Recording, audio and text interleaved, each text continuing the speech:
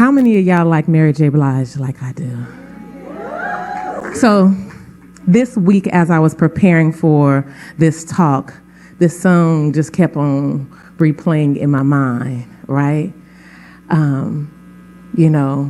We've been too strong for too long, and I can't be without you, baby. I've been waiting up until you get home, because I can't sleep without you, baby. Anybody who's ever loved you know just what I feel. It's too hard to fake it. Nothing can replace it. Call the radio, because you just can't be without you, baby. Okay, I don't sing, but I can choir sing. But I got a question for you. And that's what sparked this thing of that song being part of this talk. Because for some of you, including myself, I already know the answer, and so do you. We've experienced some things in our lives. Those things have been traumatic, but we've lived also in a society where we've bought into this notion that children should be seen and not heard. My name is Sonia Williams-Lewis. I'm an Oakland chick, and what I do on a regular day basis is leverage equity at all costs. And what that means is when there are inequities or injustices that are happening, we have to someone has to stand up and say something about it. So at age 7, little Sonia went to school one day, and I refused to stand and pledge allegiance to the flag of the United States of America.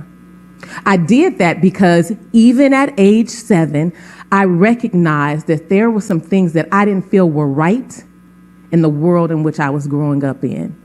That last line of the pledge says, liberty and justice for all. And I said to myself, liberty and justice must not apply to black folks, right? This was before Colin, the Colin that took a knee, before he was blackballed from NFL. This was back in 1978. I tell the story of 7-year-old Sonia because that was the beginning of my journey to figure out that there were going to be some times in life where we didn't experience things that were fair, but if you have a voice, and if someone actually took the time to listen to your voice, maybe we can change some things. So I became a teacher because Miss Billieu in my classroom, who told me the pledge is the American way, and she would give me a piece of chalk, because this is back in the 70s, right? No whiteboards, no tablets, none of that stuff that the kids got today. The pledge is the American way. And she would come in after those lunch periods that she had taken away from me, or that recess that she had taken away from me, and I'd be then practice my cursive, done some math facts, because I refused at that time, because she couldn't answer my question of how was the pledge the American way. Flip ahead, I've become this educator, 20 years in the classroom, and I said to myself, oh my gosh, like this system is not made for black kids and brown kids and poor kids and LGBTQ plus kids and kids in foster care, all those kids who are on the margins of the margins. This system is not made for them to succeed.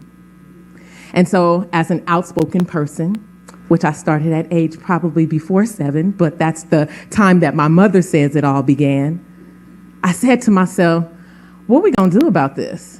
And I began to develop programs to help those students who were on the margins of the margins, giving them power, giving them advocacy, giving them voice and agency, because for too long, we've been trying to be too strong, right?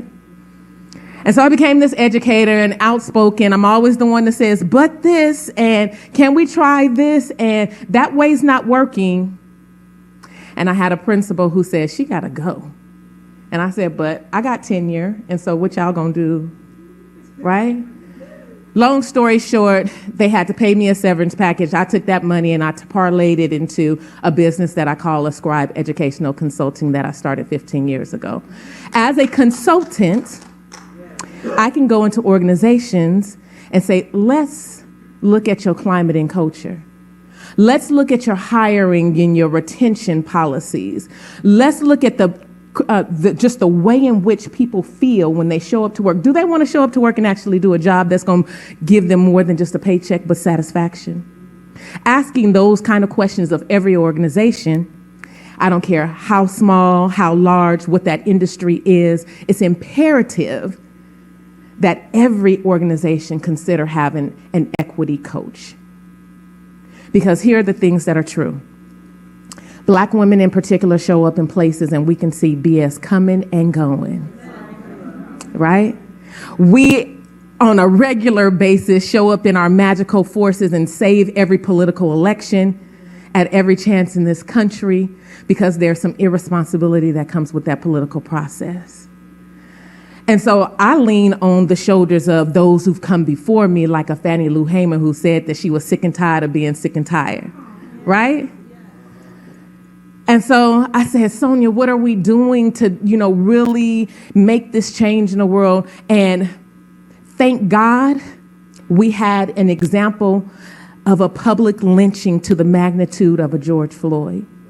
Because it didn't cause just us to pause and stop. It caused the entire world to pause and stop. And so now you got all these organizations, these big companies, these big corporations saying, oh, I'm going to throw some dollars at this DEI stuff. And I say that I am not, respectfully, a DEI trainer because sometimes, not all the time, sometimes DEI professionals do transactional work. That means that they'll give you a certificate, they'll check a box, they'll cross a T and dot a I. Not I. I'm about transformation.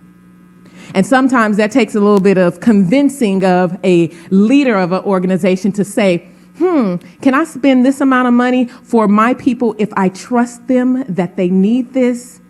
And it's going to take 1 to 5 years to get it done? Because I don't want to come in for one and be like, now go into your merry world, back to your cubicle, and everything's going to be all right because they're going to have your back from here on out. It doesn't work like that. And so lately, I've been on this mission of marrying educational equity and social justice. And I did that by putting the story of 7-year-old Sonia into a book that I titled Monsters and Aliens, The Voice You Wish They Heard.